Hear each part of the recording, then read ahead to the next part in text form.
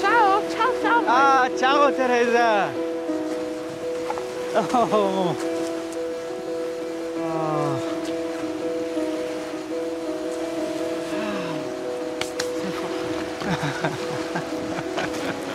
Sammy, vieni. Sì.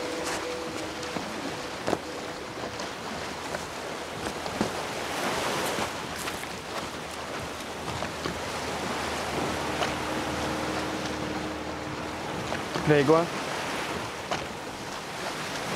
Hey, boys.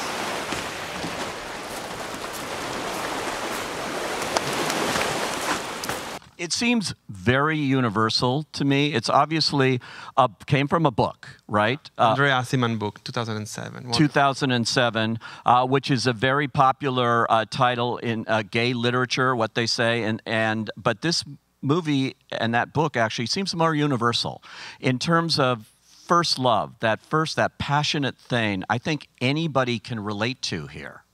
Thank you. Thank you. And thank you, because I think we were all looking for, it was about telling the story of how these two boys meet one another without any kind of obstacle that is artificial, but really by being truthful to what they feel for one another. The book is set in Liguria, which is on the border with France, in front of the sea. And really, after having made a bigger splash in the middle of the Mediterranean, I felt maybe some sort of oppression by the seaside. And I remember that many of the movies I love, like Bertolucci's films, are set in the same countryside where I live, Pianura Padana. And for me, like, I can't help myself, but I always go back to films I love.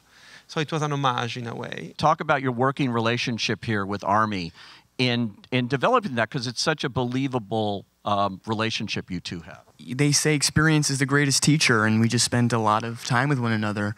Sometimes there's a pressure to create an intimacy by asking very vulnerable questions of one another right when you meet and trying to really get into the head of the other person.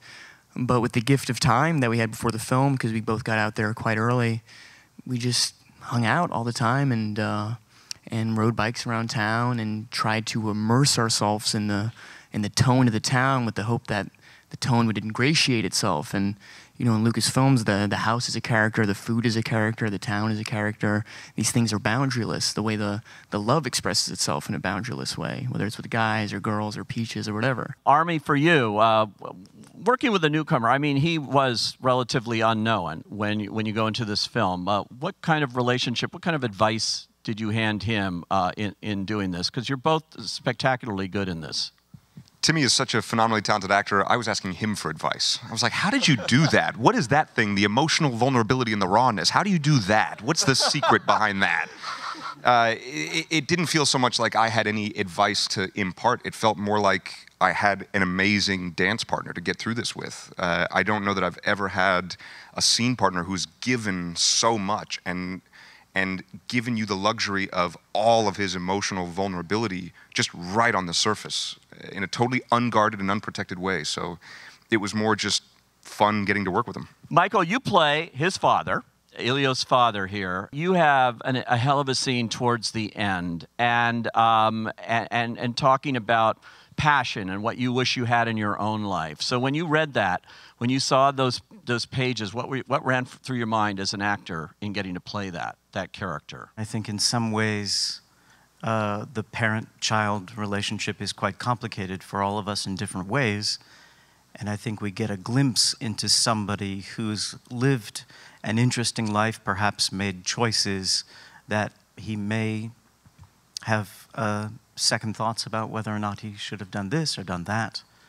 And I think at this time in his son's life, without giving too much away, it's an opportunity to get to see somebody open his heart to his son, both as a parent and a